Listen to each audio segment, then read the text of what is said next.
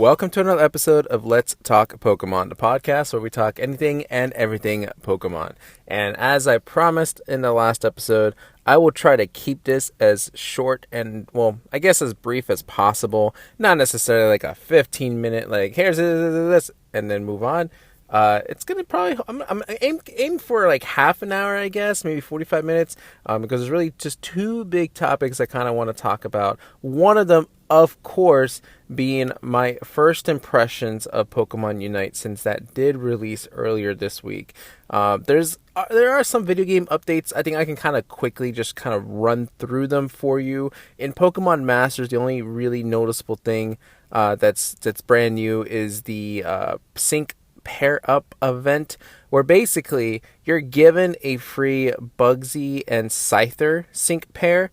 You just have to beat the matches, and then if you continue to complete those rounds, you get tickets which can be used to get like the power-ups and more of the sync pairs, so that we can get it to a 5-5.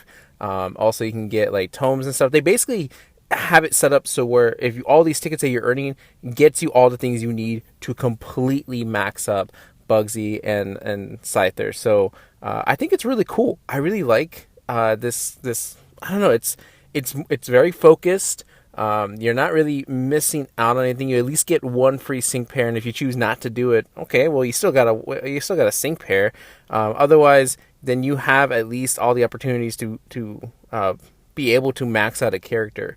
I would just say that if they do it next time, kind of maybe make sure that there's no other events, but that could also be the point. So for instance, right now, the summer story event, I forget what it's called exactly, that's happening right now, along with the returning event of last year's summer seasonal scouts, which Steven and Lyra are back in their own Spotlight Scout, but their story is there as well.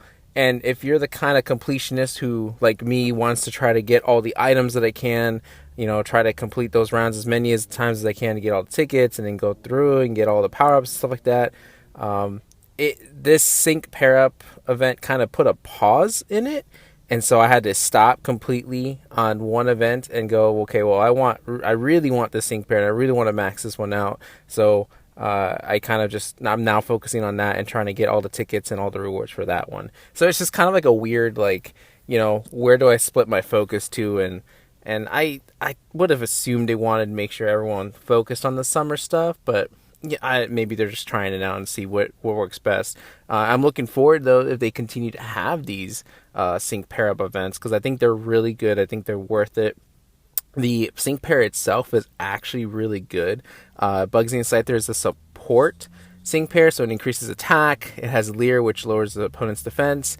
And then it has like a critical, kind of like Blastoise's critical hit gauge, where it increases the move gauge faster and then it increases critical hit.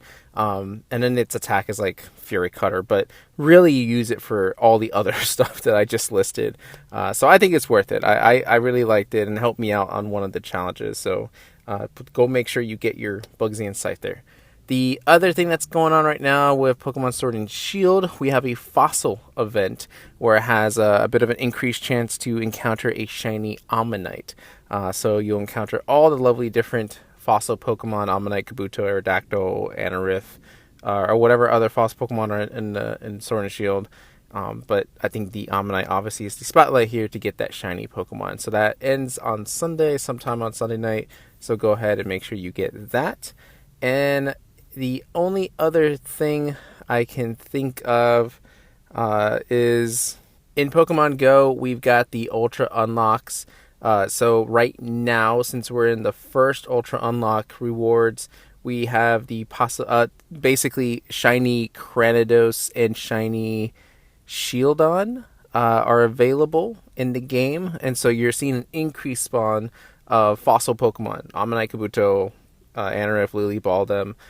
But Cranidos and Shieldon, this is the first time being available as shiny, so you can go out and try to catch those. And then Dialga is back in raids, but the shiny is available to Dialga. So make sure you do your raids every once in a while so you can at least get a chance of that shiny Dialga. And then we've got info about Ultra Unlock 2, but I mean, I can address that next week. And then we still don't know yet what that Ultra Unlock 3 is, that question mark, question mark, question mark 1. For all I know, could still be Giratina, although I'm kind of crossing my fingers and hoping that it's Hoopa. That might be asking for too much, but, obviously we'll get the information probably towards the middle of next week. And then they did announce the next Community Day, which a lot of people are not happy about. But, okay, so if you haven't seen it, the next Pokemon Go Community Day is going to be Eevee. It's exactly the same type of event, Community Day event as last time, where it's going to be 2 days, and each day I think has its own thing. I'm sure the move selection thing is going to be throughout both days. So, for instance, if you evolve Eevee into Vaporeon and it was a certain move, maybe Scald, I don't remember. Eevee into Jolteon knows Thunder, something along those lines. So. Each specific evolution has its own signature move that's going to be available during that Community Day event. And of course, you see the increased spawns of Eevee. And then, what else is there? There's the 3-hour incense, of course, the 3-hour lore modules. And then I think the big bonus feature here is that the event will have 25% egg distance. So it'll only take a quarter of a distance to hatch those eggs.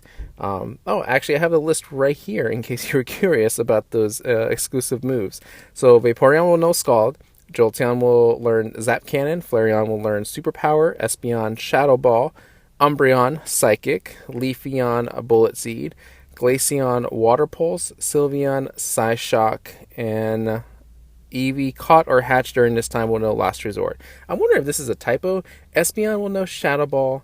Umbreon will know Psychic. I feel like that should be flipped around, but maybe that's kind of the point, which is very, very interesting. Yeah, I think it's fine. I don't have any problems with this. I don't think it's that bad of like a community to get really upset about.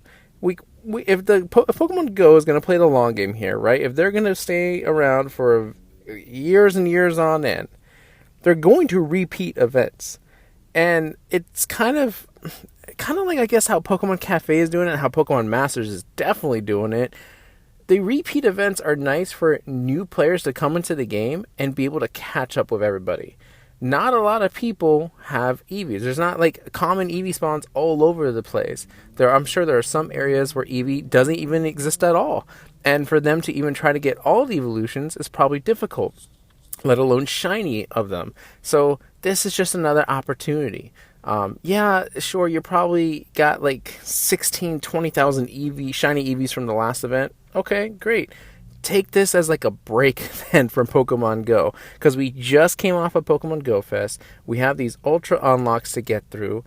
I think it's okay to kind of step away from the game for a little bit and go, well, I don't need these Pokemon. I don't really need these exclusive moves. I can pass on this and enjoy the weekend. I think it's nice. I like Eevee anyway. There's a huge, of course, fan base for Eevee. I mean, it's up there as one of Pokemon's mascots. There's a whole game with its name in it.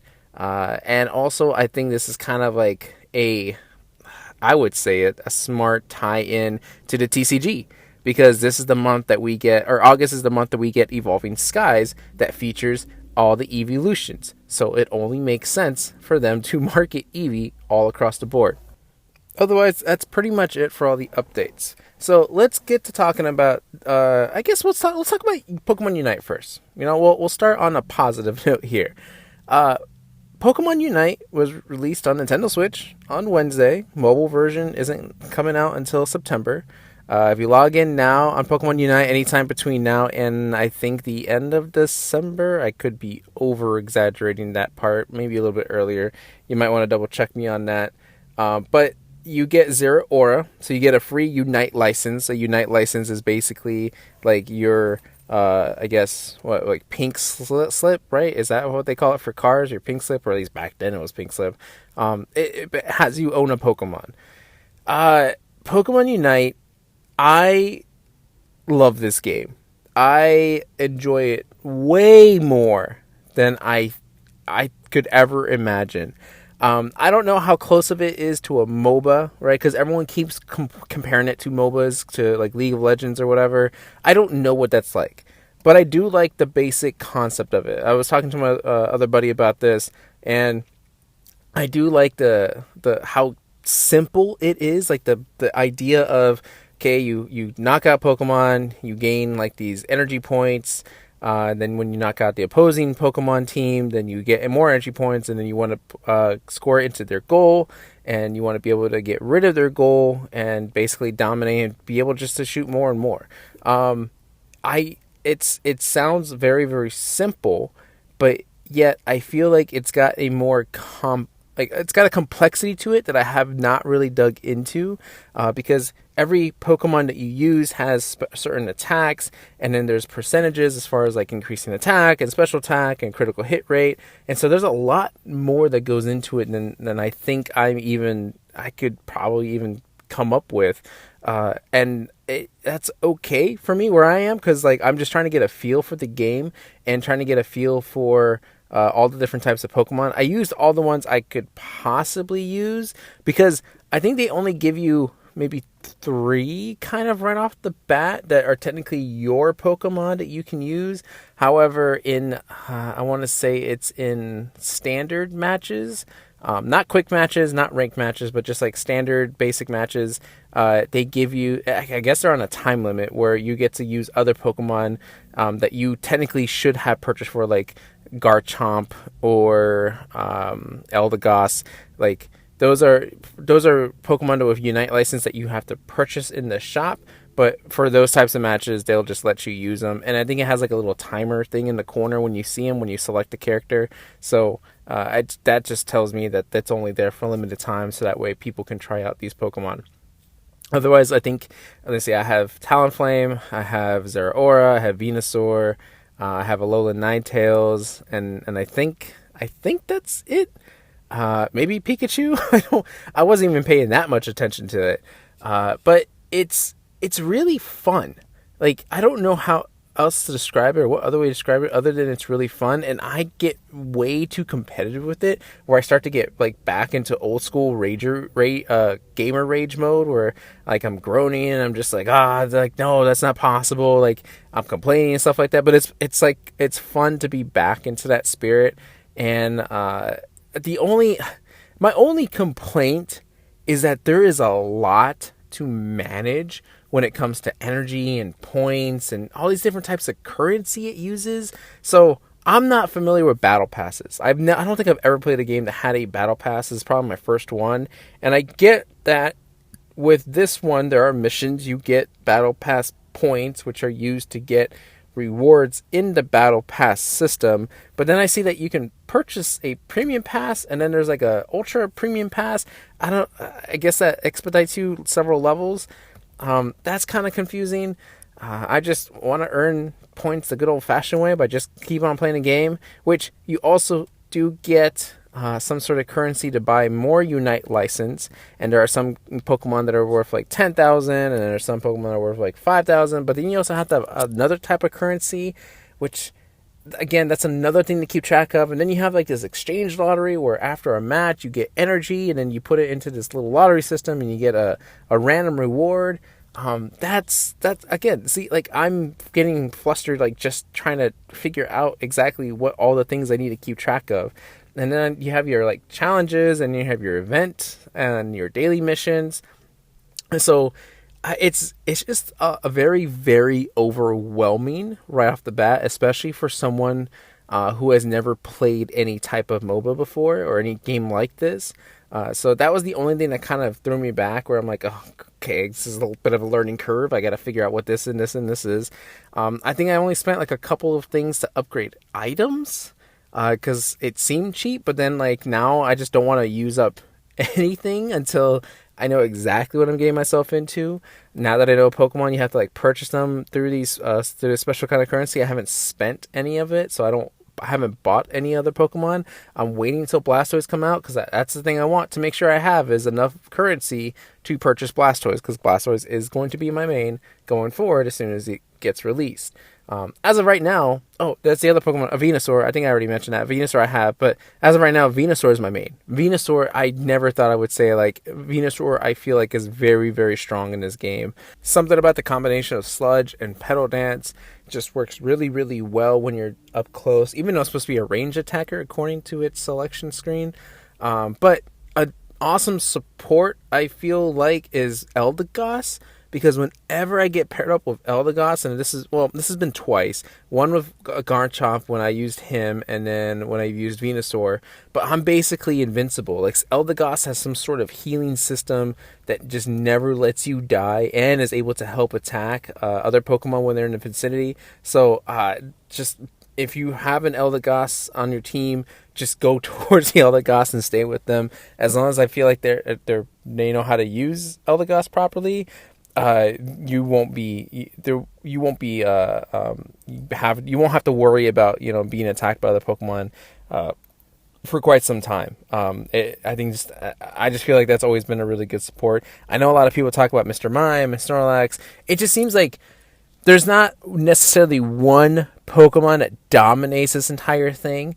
I see a lot of times on social media a lot of people talk about Pikachu, a lot of people talk about Charizard, a lot of people talk about Snorlax. So it seems like there's a good variety. Now, it could also be that there's still people also trying to figure out this game, because I feel like a large portion of the people playing Unite are people like me who've never really played a MOBA and are still trying to figure out, the whole concept of the game and exactly how to strategize and things like that.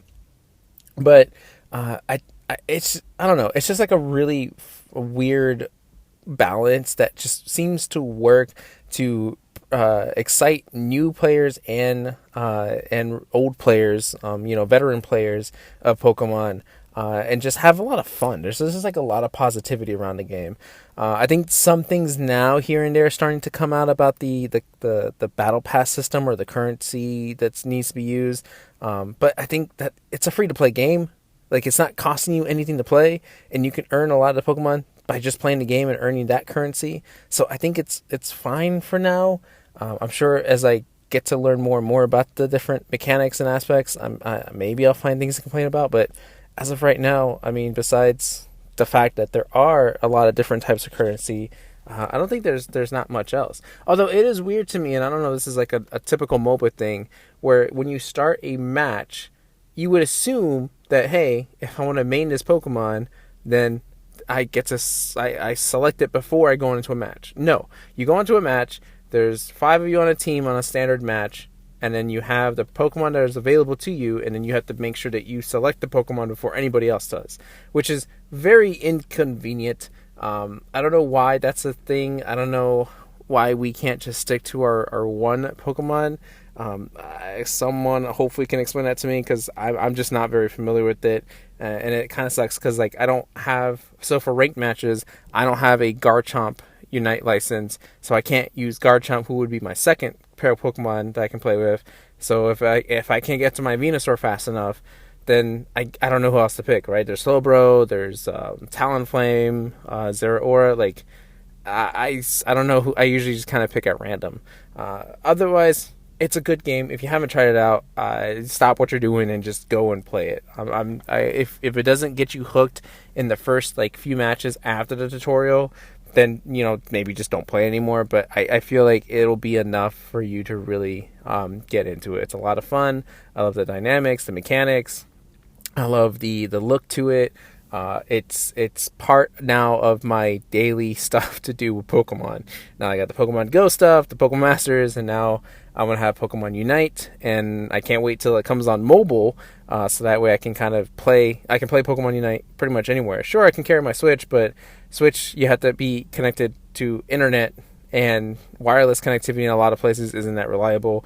I'd rather just use my data, my phone data, to play it. So I think I'll play definitely a lot more competitively once it comes out on mobile. I'm trying to do what I can here. I think I'm in Great Class 1, which is just barely starting the game. It's like several, maybe 12 to 15 ranked matches, but I'll eventually work my way up. I like kind of just getting the hang of the game and kind of figuring out what's the best route to go and whatnot.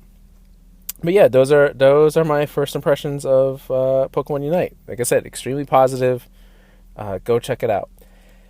The other thing that I kind of want to touch on, which I've kind of hinted to in the last episode, is a theme that is present in some I guess the drama's kind of died out a little bit now, but was kind of dominant over the last few weeks, concerning a couple of big time Pokemon community members.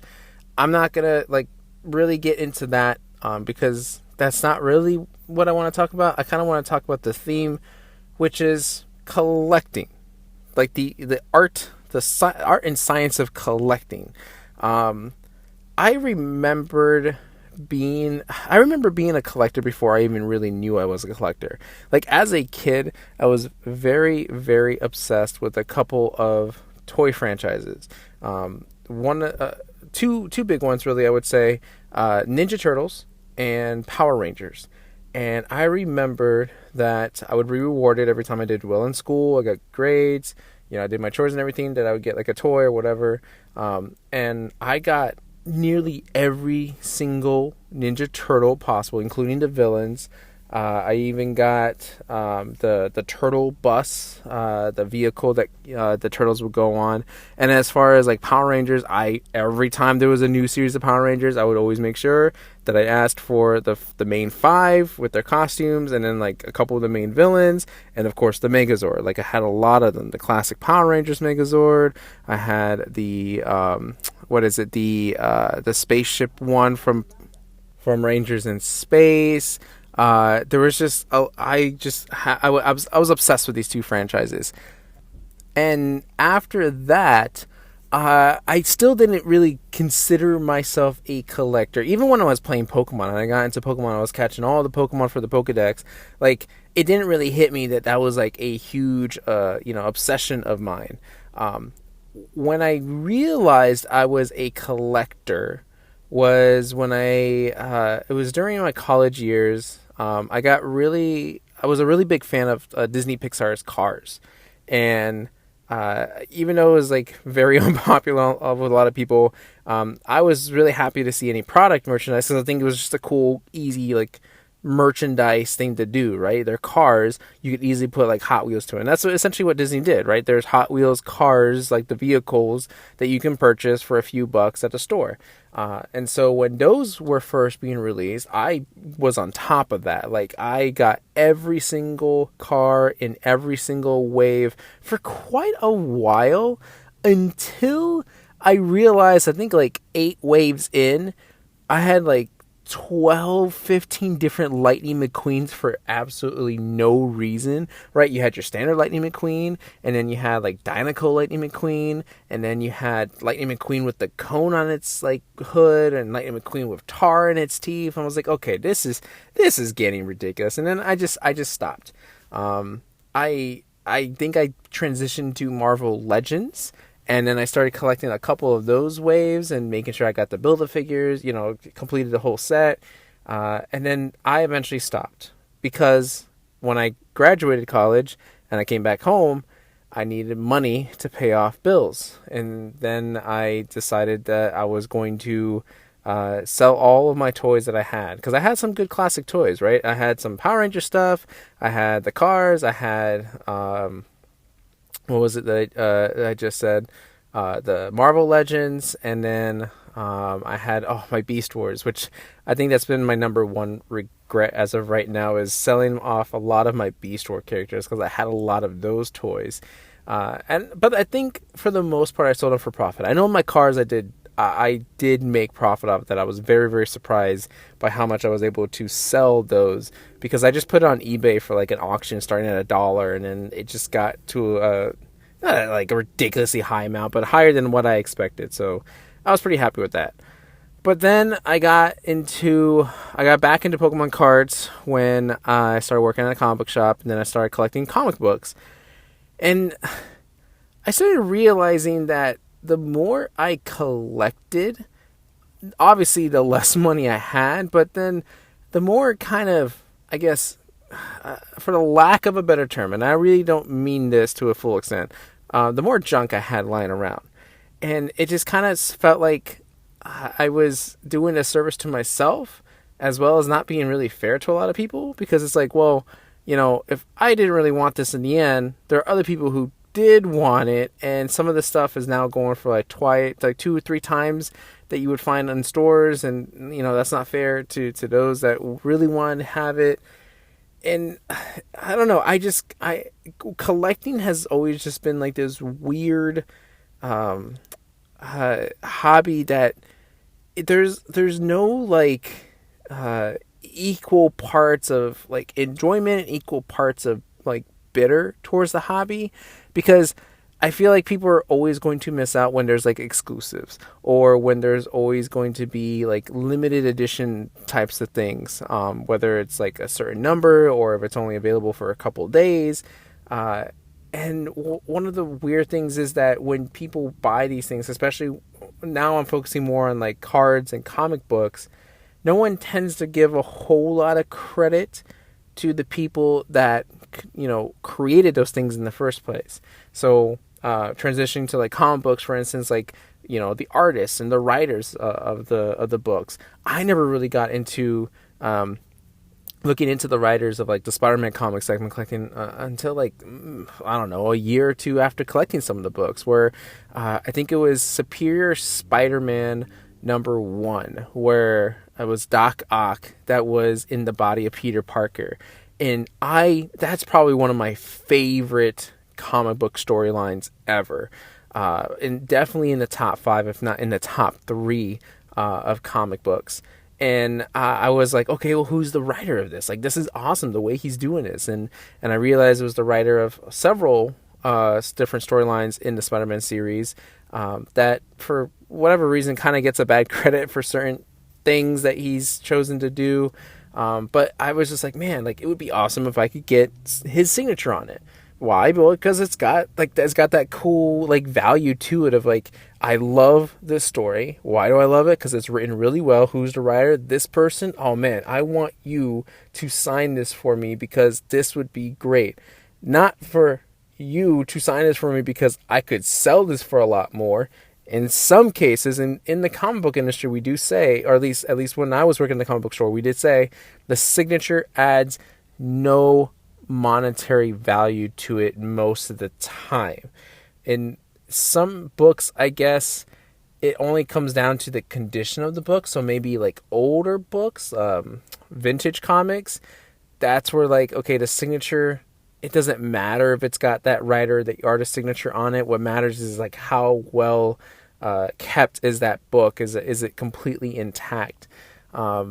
Nowadays with comic books, I think it's still the same. It's like, it's all about the condition of the book and not so much about the creator themselves, which is, it's kind of a weird thing to say. It's like, why wouldn't anyone want to get that written? Well, again, it depends on what your instance of collecting is, right? Like, do you collect because you enjoy these things, or do you collect because you hope to flip them in the future, right? That's a lot of time what people do is like, okay, well, this Pokemon product is gonna, increase in value in 20 years. So we're going to buy 5 of them now and hold on to them until, they're at a high price on a third party market, and then sell them and make profit.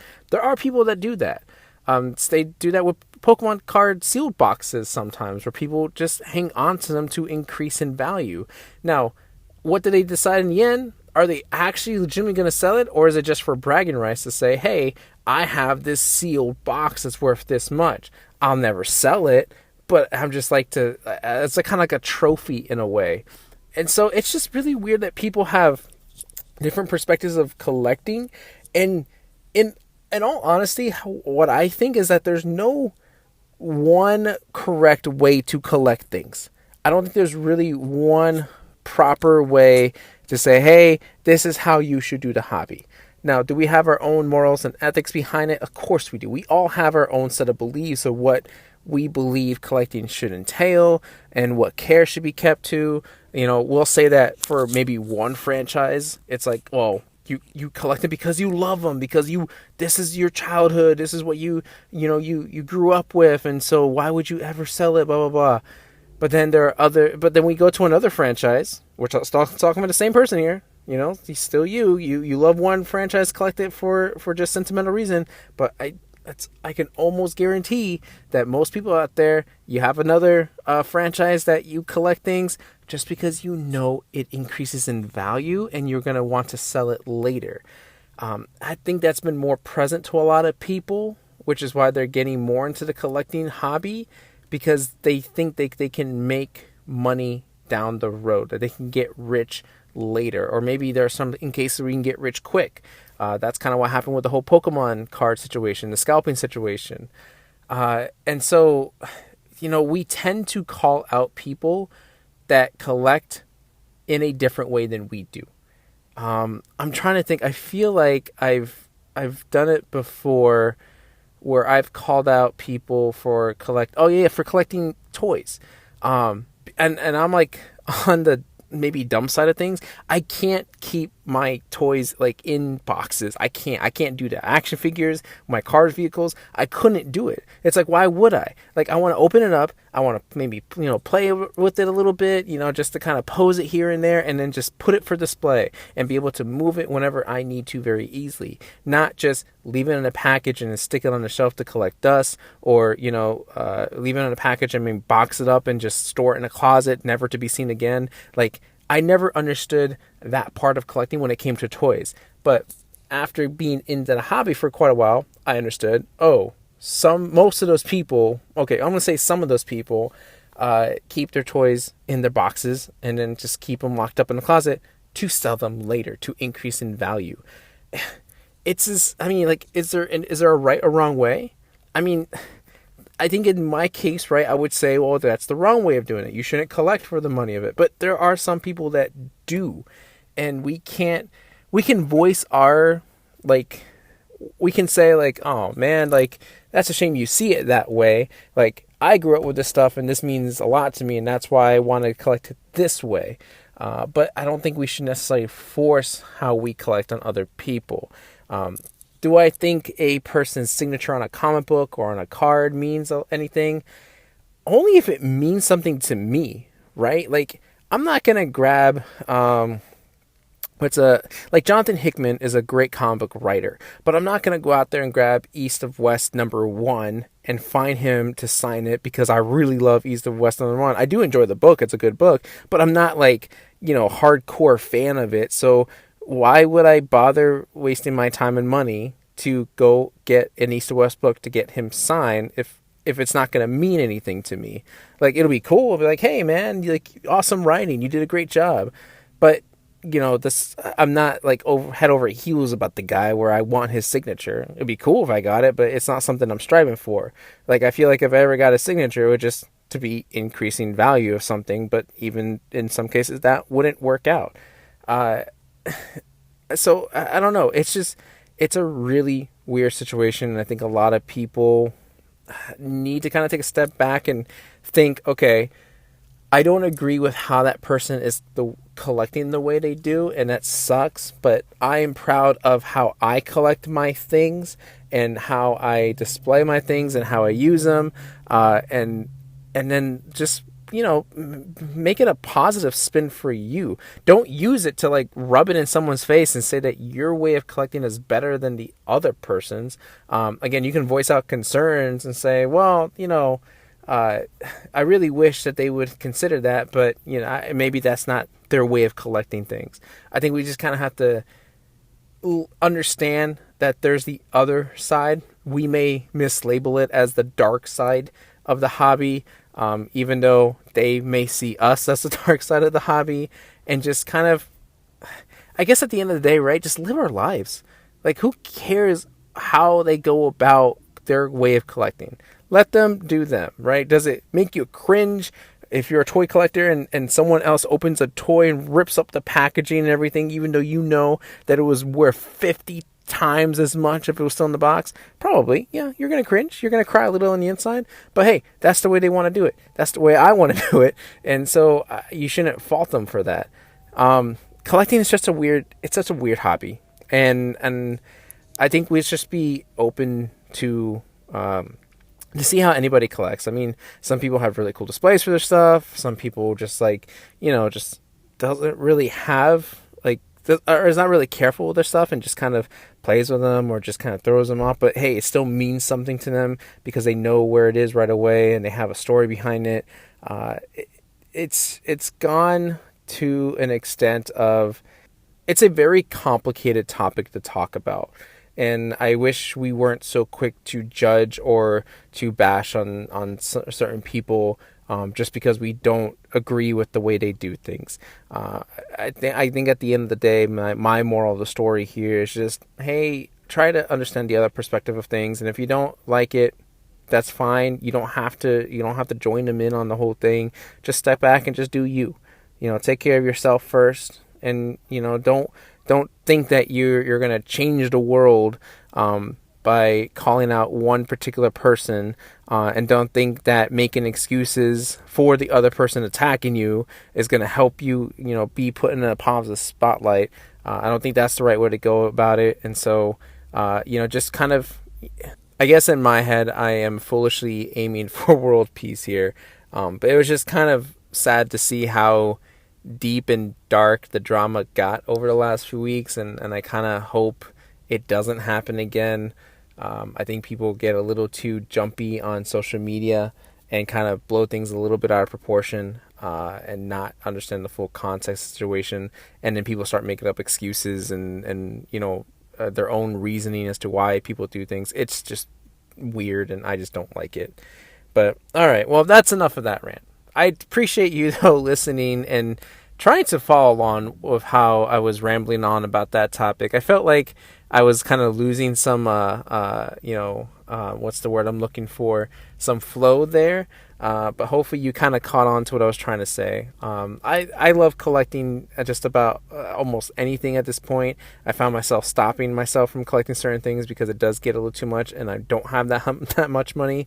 And yeah, there are some times where I like to display things, and there are times where I just want to kind of keep it to the side and just know that it's there, and just appreciate every once in a while. When I just want to take it out of, like, the sleeve, or a binder or something like that, or a folder or whatever. That is that. All right, let's wrap this up. Like I said, I wanted to try to keep this as short as possible for you guys. Let's get into the Pokedex Trivia. Gotta always end an episode with the Pokedex Trivia. Hopefully I'll never forget that.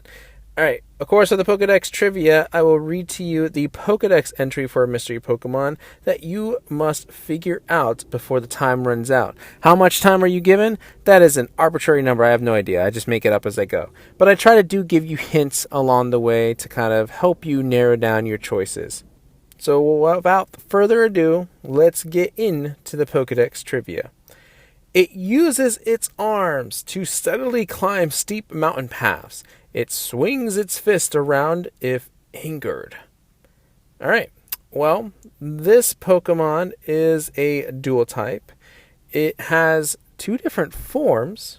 Between its two forms, it shares one ability, which is Sturdy. It's a very common Pokemon, especially in the earlier games. It is a Pokemon that was partnered up with a main character from the anime. This Pokemon, the other form is also a dual type, but it doesn't carry the same typing as its original form. The Pokemon has been beaten by Ash's Pikachu. Alright, try to think about what it is. I'm going to read to you the entry one last time. It uses its arm to steadily climb steep mountain paths. It swings its fist around if angered. Alright, lock in your answer. And without further ado, your Pokemon of this episode is none other than number 74, Geodude.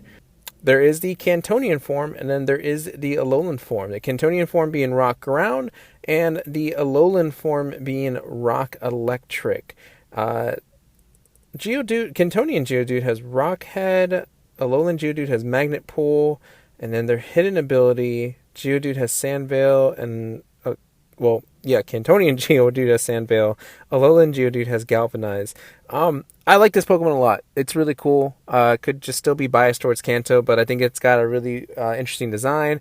Graveler's a bit of a weird take, but it makes sense, and then Golem is pretty cool. I think I've had it on my main team, probably in Pokemon Stadium. It's such a cool looking Pokemon. There is some trivia to Geodude. In the Japanese game Pokemon Blue, Geodude weighs 2.0 kilograms instead of 20.0 kilograms, as it does in all other games. This has no mechanical significance, as no game mechanics use weight in the handheld Generation 1 games. That's true. Alolan Geodude has the lowest base special attack and special defense stats of all electric-type Pokemon. Of all electric-type Pokemon? Oh, Alolan Geodude does. Okay, I was like, wait, it doesn't make any sense. Along with its evolutionary relatives, are the only Pokemon with the type combination of Rock and Electric. That's true. They are the only 3-stage evolutionary line in which all members have an Alolan form. Also true. They were designed by Hitoshi Ariga. Geodude is similar to Roggenrola. Both are rock type, have sturdy as one of their abilities, evolve at level 25, and reach their final forms when traded. Like I said, I really like this Pokemon. The shiny's fine, as far as I can remember when Pokemon Go was gold. So not a bad shiny at all. And it was beaten by Ash's Pikachu when it was up against Brock. Was it Pidgeotto or was it Pikachu? Because I remember it fought Pidgeotto, but I don't remember what took it down in the end. I'm pretty sure it was Pidgeotto, like some sort of gust attack, I'm sure. Anyway, that's pretty much it. So, thank you guys for everything. Like I said, really appreciate you guys listening to my episodes. I'm slowly kind of getting back into the groove of things, so hopefully I'll be keeping up with my episodes as well, being a little bit... I'm still got to work on the structure. I'm like usually all over the place nowadays. Not that I'm like rushing to get an episode out. It's just that I'm trying not to ramble as much because I feel like I do in certain cases, and I kind of want to be more organized with how I present things and how I structure the difference between what's fact and what my thoughts are. And so I'm slowly still working on it. Hopefully by my 1-year anniversary, like right back in January, so January of next year, I'll have it kind of down to a consistent setup for you guys. But other than that, if you want to follow me, you can follow me on Twitter or Instagram at SpartanStrike07. Or you can write me an email if you want to leave me any feedback, if you want to ask me any questions, at SpartanStrike07@gmail.com. I do have a couple episodes, well, other than next week's episode, I do need to record a bonus episode with my buddy where we talk about Unova and Sinnoh, those two generations, for our bonus episode series that we've been doing for the Pokemon 25th anniversary. Otherwise, thank you again, as always. I appreciate you guys listening and for all your support. And I will continue looking forward to next week as we continue to talk about anything and everything Pokemon.